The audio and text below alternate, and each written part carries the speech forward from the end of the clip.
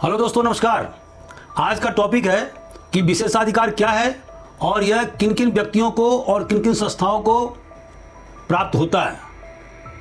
और यह टॉपिक मैंने क्यों लिया, क्योंकि आपने अभी 2-3 दिन पहले समाचार पत्रों में पढ़ा होगा कि बंगाल के राज्यपाल के खिलाफ में राजभवन में काम करने वाली एक महिला ने उनके खिलाफ पुलिस थाने में कंप्लेंट दर्ज कराया है। और उसका मजमून यह है कि राज्यपाल ने उन्हें मोलेस्ट करने का प्रयास किया, उनके शरीर को छूने का प्रयास किया, प्रमोशन का प्रलोभन दिया गया। लेकिन आप सभी को मालूम है कि हमारे देश में राष्ट्रपति और राज्यपाल को धारा 361 के तहत में विशेषाधिकार प्राप्त हैं, अर्थात उनके खिलाफ कोई भी क्रिमिनल ऑफेंस रजिस्टर नहीं किया जा सकता है, उन्हें एक्यूज नहीं बनाया जा सकता है जब तक कि वह पद पर आसीन हैं। उनके खिलाफ कोई कार्रवाई नहीं की जा सकती है, चाहे वो सिविल मामला हो चाहे वो क्रिमिनल मामला हो। और जैसा कि आपने 2017 में सुप्रीम कोर्ट के जजमेंट में देखा होगा कि उन्होंने बाबरी मस्जिद के विध्वंस के मामले में बीजेपी के नेता और भूतपूर्व उप प्रधानमंत्री लालकृष्ण आडवाणी, कल्याण सिंह, उमा भारती, मुरली मनोहर जोशी, इन सभी के खिलाफ प्रकरण दर्ज करने के लिए आदेश दिया था।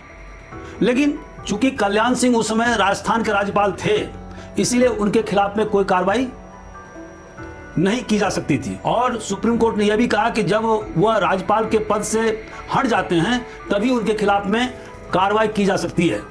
सन 2006 में Rameshwar Prasad versus state of Bihar में सुप्रीम कोर्ट ने यह भी निर्धारित किया कि अगर मामला पर्सनल मेलाफाइड का हो, मतलब व्यक्तिगत दुराचार का मामला हो, तो पर भी राज्यपाल या राष्ट्रपति के खिलाफ में प्रकरण दर्ज नहीं किए जा सकते हैं, खास करके क्रिमिनल केस नहीं दर्ज किए जा सकते हैं। अगर सिविल प्रकरण दर्ज किया जाता है तो राज्यपाल या राष्ट्रपति को 2 महीने के एडवांस नोटिस दिए जाएंगे और उसके बाद ही सिविल प्रकरण दर्ज किए जा सकते हैं, जिसमें कि क्लेम की मांग की गई हो, दावा के लिए रिट पिटीशन दायर किया गया हो। तो दोस्तों,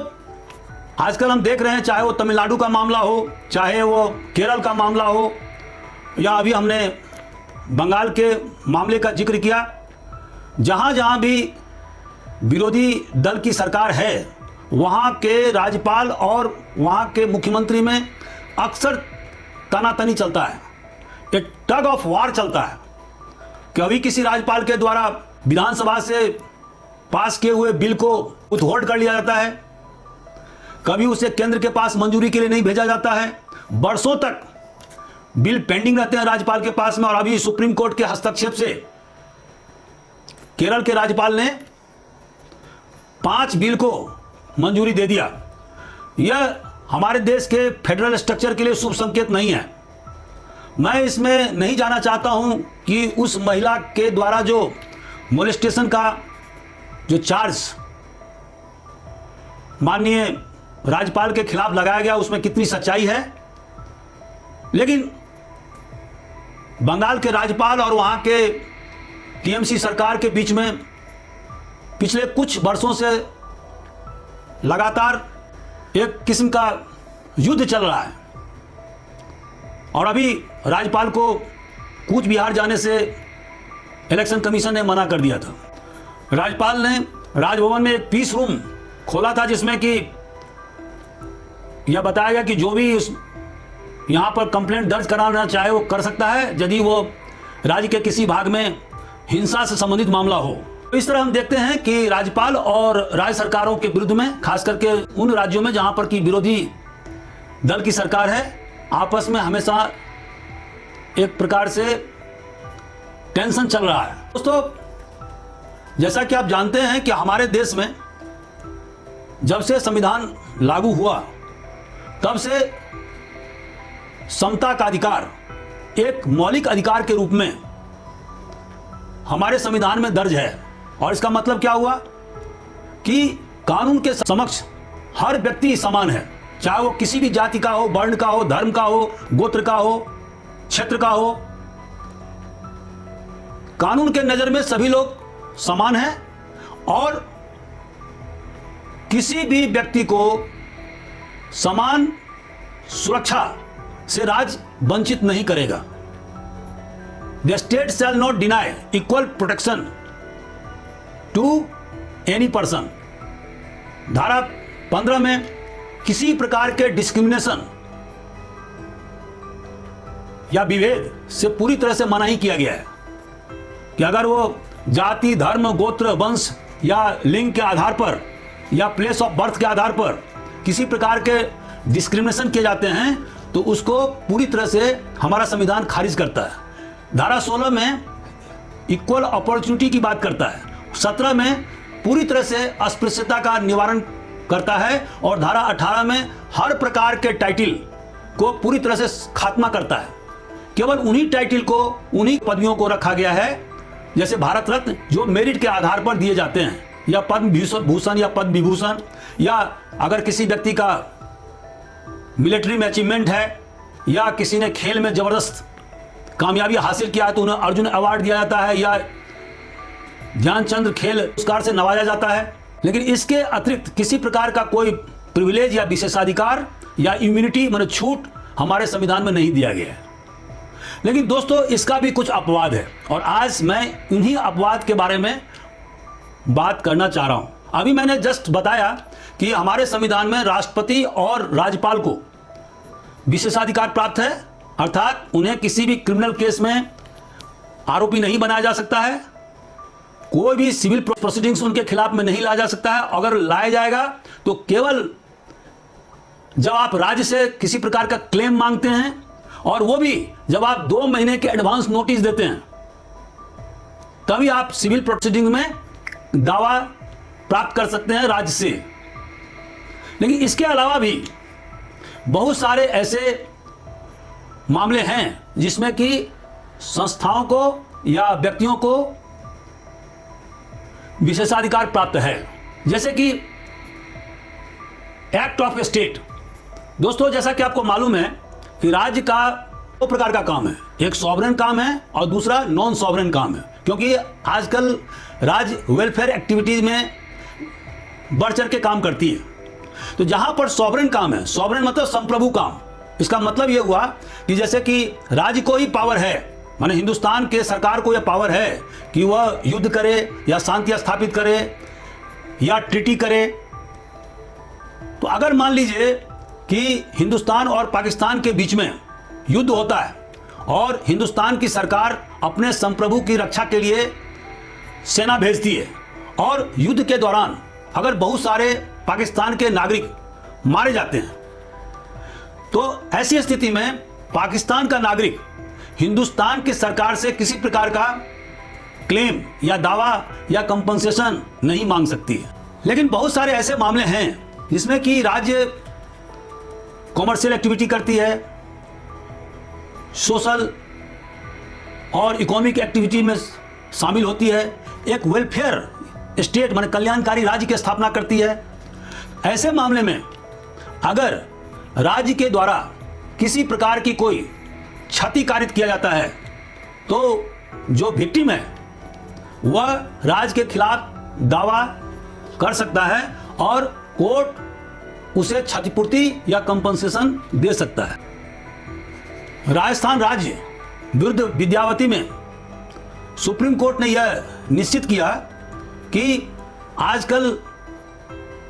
जब राज्य के क्षेत्राधिकार बहुत ज़्यादा बढ़ गए हैं तो यह मुश्किल है कि कौन सा राज्य का सॉवरेन काम है और कौन सा उसका नॉन सॉवरेन काम है। और अगर राज्य के किसी अधिकारी और कर्मचारी के द्वारा कोई क्षति या हानि किसी नागरिक को पहुंचाई जाती है तो उस नागरिक का कोई अधिकार है कि राज्य से वह क्षतिपूर्ति या कंपनसेशन की मांग करे। जैसे कि आप देखते होंगे कि प्रत्येक साल राज्य को करोड़ों रुपए क्षतिपूर्ति के रूप में आम जनता को देने पड़ते हैं जब राज्य द्वारा संचालित या पुलिस विभाग के द्वारा संचालित वाहनों के द्वारा किसी व्यक्ति का एक्सीडेंट में मृत्यु कारित कर दिया जाता है, तो अब ट्रिब्यूनल के द्वारा ऐसे मामले में कंपनसेशन दिया जाता है और जो विक्टिम के जो वारिस हैं उनको क्षतिपूर्ति प्रदान किया जाता है। लेकिन अगर मान लीजिए ऐसी भी स्थिति हो सकती है कि कानून और व्यवस्था बनाए रखने के लिए राज्य को और उसके पुलिस कर्मियों को गोली चालन करना पड़ता है या लाठीचार्ज करना पड़ता है। ऐसी स्थिति में मान लीजिए कि भीड़ में से कोई व्यक्ति पुलिस को जख्मी करने के लिए प्रयास करता है या भीड़ को उकसाने का काम करता है, सरकारी संपत्ति को तोड़फोड़ करने का प्रयास करता है, और अगर पुलिस के द्वारा गोली चालन किया जाता है और उस गोली चालन से अगर किसी व्यक्ति की मृत्यु हो जाती है, ऐसी स्थिति में उस पुलिस अधिकारी के खिलाफ में धारा 302 का प्रकरण दर्ज नहीं किया जा सकता है। हाँ, इतना जरूर हो सकता है कि जुडिशियल इंक्वायरी कमेटी का गठन राज्य सरकार के द्वारा किया जा सकता है और वह जांच करेगा क्या गोली चालन करना अवश्यंभावी था या नहीं था, क्या पुलिस के द्वारा बल का प्रयोग जरूरत से ज्यादा किया गया था या कम किया गया था। अगर जरूरत से ज्यादा किया गया था तो ऐसी स्थिति में विभागीय जांच कार्रवाई संबंधित पुलिस अधिकारी के खिलाफ में की जा सकती है। लेकिन ऐसा नहीं होगा कि संबंधित पुलिस अधिकारी के खिलाफ में फांसी की सजा बहाल कर दी जाएगी या कोर्ट में मुकदमा चलाया जाएगा, क्योंकि इसके लिए राज्य शासन से परमिशन लेना जरूरी है। और दोस्तों, जैसा कि आप जानते हैं कि धारा 397 सीआरपीसी में यह प्रावधान है कि अगर किसी पुलिस अधिकारी के खिलाफ में कोई प्रकरण दर्ज कराया जाता है, अगर वह ऑफिशियल कैपेसिटी में कोई काम किया है, तो ऐसी स्थिति में राज्य शासन से अनुमोदन लेना अनिवार्य है। दोस्तों, धारा 86 सीपीसी में, माने सिविल प्रोसीजर कोड में, यह उपबंधित है कि किसी भी फॉरेन सॉवरेन या विदेशी शासक के खिलाफ में हमारे देश में मुकदमा चलाया नहीं जा सकता है। उसी तरह से एम्बेसडर जो हमारे देश से में राजदूत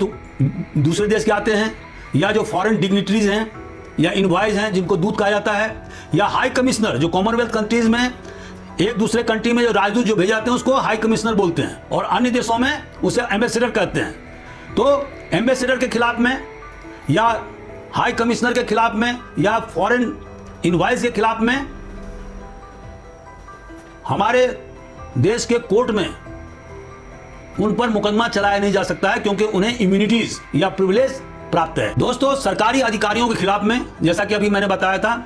अगर वो सरकारी काम करते हुए कोई कार्य करते हैं या मान लीजिए उनसे कोई हानि होती है जनता को, तो जनता को यह अधिकार नहीं है कि वो सरकारी अधिकारी के खिलाफ मुकदमा कायम करे या उनसे क्षतिपूर्ति मांगे। जब किसी सरकारी अधिकारी के द्वारा उनके पर्सनल कैपेसिटी में किसी व्यक्ति को हानि पहुंचाया जाता है, तो वह व्यक्ति उस सरकारी अधिकारी के खिलाफ में मुकदमा दर्ज कर सकता है और उससे कंपनसेशन मांग सकता है। इसी तरह अगर किसी सबऑर्डिनेट या अधीनस्थ कर्मचारी के द्वारा कोई गलत काम किया जाता है जिससे कि किसी नागरिक को हानि पहुंचता है, तो ऐसी स्थिति में जो वरिष्ठ अधिकारी हैं वो उसके लिए जिम्मेवार नहीं होंगे, जब तक कि उस वरिष्ठ अधिकारी के द्वारा स्पष्ट रूप से लिखित में ऐसा काम करने के लिए निर्देश न दिया हो। क्योंकि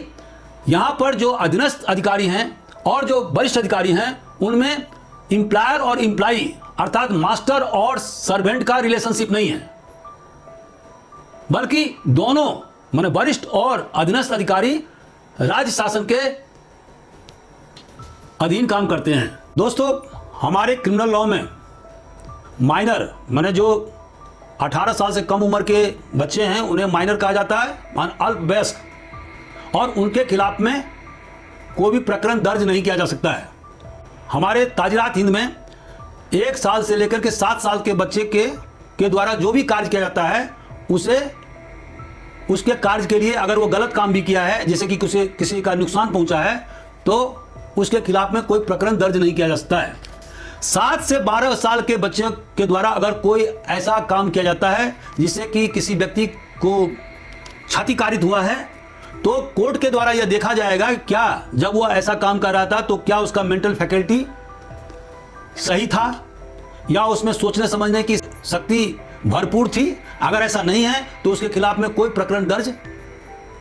नहीं किया जा सकता है या उस पर मुकदमा नहीं चलाया जा सकता है। दोस्तों, किसी भी अल्पवयस्क के साथ में अगर कोई कॉन्ट्रैक्ट या एग्रीमेंट अगर साइन किया जाता है तो वो निरस्त माना जाएगा शुरू से ही, माने it will be declared void एब इनिशियो। दोस्तों, अगर अल्पवयस्क बच्चा अपने पिता के साथ रहता है, अगर वो कोई गलत काम करता है तो उसके लिए उसका पिता किसी प्रकार से जिम्मेवार नहीं है। लेकिन दो ऐसे अपवाद हैं जिसमें कि उसका पिता जिम्मेवार है अगर उसके बेटे या बेटियों के द्वारा, जो अल्पवयस्क है, उसके द्वारा गलत काम किया जाता है या किसी को हानि पहुंचाया जाता है या क्षतिकारित किया जाता है। मान लीजिए वह व्यक्ति किसी फैक्ट्री का मालिक है और उसके साथ ही उसका अल्पवयस्क बच्चा भी काम करता है। अगर काम करते वक्त उसका बेटा जो अल्पवयस्क है वह कोई क्षतिकारित कर देता है जिससे कि दूसरे मजदूर को नुकसान पहुंचता है, तो ऐसी स्थिति में जो पिता है और जो फैक्ट्री का मालिक भी है वह अपने माइनर सन के द्वारा किए गए क्षति के लिए जिम्मेवार है, क्योंकि यहां पर मास्टर और सर्वेंट का रिलेशनशिप कायम है, apart from being the father and son. इसी तरह से मान लीजिए पिता के द्वारा कोई उपेक्षापूर्ण कार्य किया जाता है, नेग्लिजेंट वर्क किया जाता है, तो उसके लिए और उस उपेक्षापूर्ण कार्य के चलते अगर उसके माइनर सन के द्वारा कोई गलत काम या कोई क्षति कारित किया जाता है तो उसका भरपाई भी उसका पिता करेगा। उदाहरण स्वरूप, अगर मान लीजिए कि पिता ने बंदूक ऐसी जगह पर टांग रखी है जो उसके अल्पवयस्क बच्चे के पहुंच के अधीन है और वह बंदूक लेकर के फायर करता है घर के बाहर और उससे किसी व्यक्ति की मृत्यु हो जाती है, तो यहां पर पिता के उपेक्षापूर्ण कार्य के कारण, क्योंकि उसने पर्याप्त सावधानी बंदूक रखने में नहीं किया, इसीलिए उसके बच्चा के द्वारा जो क्षति कारित किया गया उसके लिए उसका पिता भी जिम्मेवार है और जो विक्टिम है उसके परिजनों के द्वारा कंपनसेशन की मांग पिता से की जा सकती है। दोस्तों, धारा 18 ट्रेड यूनियन एक्ट के तहत में अगर किसी भी लेबर डिस्प्यूट में ट्रेड यूनियन शामिल होता है, उसको सॉल्व करने की कोशिश करता है, तो उस लेबर डिस्प्यूट के कारण या झगड़ा फसाद के कारण कोई भी मजदूर ट्रेड यूनियन के खिलाफ कंपनसेशन दायर नहीं कर सकता है। अर्थात ट्रेड यूनियन को यह विशेषाधिकार है और उसे छूट प्राप्त है कि वह किसी प्रकार के क्षति को या कंपनसेशन जो केस दायर किया गया कोर्ट में उसको खारिज कर दे। दोस्तों, हमारे ताजरात हिंद के धारा 84 में यह स्पष्ट रूप से उल्लेख है कि अगर किसी व्यक्ति के द्वारा ऐसा उपेक्षापूर्ण कार्य किया गया या क्षति कारित किया गया है या नुकसान पहुंचाया गया है जो पागल है या इंसेन है, लूनाटिक है, जो कार्य की प्रकृति को समझने में विफल है, तो ऐसे व्यक्ति के खिलाफ में कोई भी मुकदमा दर्ज नहीं की जा सकती है या उनसे कोई भी कंपनसेशन की मांग नहीं की जा सकती। दोस्तों, इसके अतिरिक्त कुछ ऐसे भी प्रावधान है जिसके तहत में कुछ ऐसे संस्था या व्यक्ति हैं जो मुकदमा दायर नहीं कर सकते हैं, जैसे कि एलियन एनिमी, माने शत्रु देश के जो नागरिक हैं उसे एलियन एनिमी कहा जाता है। और अगर वह व्यक्ति हमारे देश से के सरकार से क्षतिपूर्ति मांगे कि सरकार के द्वारा ऐसा काम किया गया जिससे कि उसे हानि पहुंचा, मान लीजिए कि हिंदुस्तानी आर्मी ने टेररिस्ट माने आतंकवादियों को मुकाबला करने के लिए फायर किया और उसमें कुछ पाकिस्तानी नागरिक हताहत हो गए, तो उनके वारिसान भारत सरकार से क्षतिपूर्ति की मांग नहीं कर सकते हैं। क्षतिपूर्ति तभी की जा सकती है जब भारत सरकार ने धारा 83 सिविल प्रोसीजर कोड में परमिशन दिया हो। दोस्तों, जो व्यक्ति सजायाब हैं, अर्थात उन्हें डेथ सेंटेंस दे दिया गया है या वो जेल में आजीवन कारावास भुगत रहे हैं या उन्हें किसी अपराध में कन्विक्ट कर दिया गया और जेल में निरुद्ध में हैं, तो ऐसे व्यक्ति को किसी दूसरे व्यक्ति को पर मुकदमा कायम करने का अधिकार नहीं है। लेकिन यह कानून 1870 में बना था, जिसको कि फॉरफीचर एक्ट कहते हैं, लेकिन इसे 1948 में समाप्त कर दिया गया और इसे कहते हैं क्रिमिनल जस्टिस एक्ट 1948। और इसके तहत में एक कन्विक्ट या सजायाबी भी अपने अधिकार के लिए कोर्ट में मुकदमा दायर कर सकता है। मान लीजिए किसी कन्विक्ट पर कोर्ट के अंदर दूसरे सजायाबी के द्वारा या कैदी के द्वारा मारपीट करके चोट पहुंचाई जाती है, तो ऐसी परिस्थिति में उसे अपनी शरीर की सुरक्षा वास्ते उसे राइट टू लाइफ और लिबर्टी, जो धारा 21 में हमारे भारतीय संविधान में प्रदत्त है, उसके अधीन अपनी सुरक्षा के वास्ते उसे मुकदमा कायम करने का अधिकार है। सुप्रीम कोर्ट ने श्रीमती केवलपति विरुद्ध यूपी राज्य में 1 लाख रुपए का कंपनसेशन केवलपति को दिया, क्योंकि उसके पति को, मैंने उसके हस्बैंड को दूसरे कैदियों के द्वारा जेल में मार दिया गया था। जब से हमारे देश में संविधान लागू हुआ है 26 जनवरी 1950 से, तब से पति और पत्नी के अधिकार समान हो गए हैं। पति पत्नी के खिलाफ प्रकरण दर्ज कर सकता है और पत्नी पति के खिलाफ में प्रकरण दर्ज करवा सकती है अगर उसके साथ में किसी प्रकार का हिंसा का उपयोग हुआ है या क्षति कारित किया गया है पति के द्वारा। दोस्तों, धारा 84 सिविल प्रोसीजर कोड के तहत में किसी फॉरेन स्टेट को, माने विदेशी राज्य को भी अधिकार है कि वो हमारे देश के खिलाफ में प्रकरण दर्ज कर सकती है, बशर्ते कि हमारे देश के द्वारा उस देश को मान्यता दिया गया हो। कॉरपोरेशन के द्वारा भी किसी व्यक्ति के खिलाफ प्रकरण दर्ज किया जा सकता है यदि उसके रेपुटेशन को, प्रतिष्ठा को आघात पहुंचाई गई है, मानी हानि किया गया है और जिससे कि उसका बिजनेस के संचालन में नुकसान पहुंचने की आशंका है। लेकिन किसी भी कॉरपोरेशन के खिलाफ में असॉल्ट का या मारपीट का या लाइबेल का मामला दर्ज नहीं किया जा सकता है, हालांकि कॉरपोरेशन एक लीगल पर्सन है। दोस्तों, किसी बैंकरप्ट व्यक्ति के खिलाफ में अगर किसी दूसरे व्यक्ति के द्वारा हानि पहुंचाई जाती है, उसको शारीरिक चोट पहुंचाई जाती है, तो बैंकरप्ट व्यक्ति को भी अधिकार है कि वह उस व्यक्ति के खिलाफ में प्रकरण दर्ज करवा सकता है या उससे क्षतिपूर्ति मांग कर सकता है। लेकिन जहां पर प्रॉपर्टी के इंजुरी या उसके नुकसान होने की संभावना है या प्रॉपर्टी को नुकसान किया गया है, ऐसी परिस्थिति में जो रिसीवर है, जो उसके प्रॉपर्टी को सीज करने वाला गवर्नमेंट असाइनी है, उसे यह अधिकार है कि वह प्रकरण उस गलती कुनंदा व्यक्ति के खिलाफ में दर्ज करवा सकता है या उससे क्षतिपूर्ति मांग कर सकता है। अगर एक अल्पवयस्क बच्चा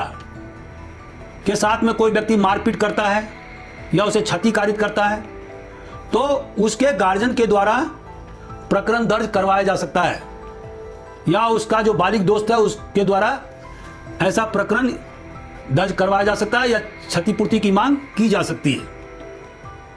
लेकिन अगर वह बच्चा जब वो गर्भ में था और उसके मां के साथ में एक ट्रेन एक्सीडेंट में हादसा हुआ जिसके कारण से उसके शरीर में बहुत सारे एबनॉर्मलिटीज हो गए, तो उसके लिए वह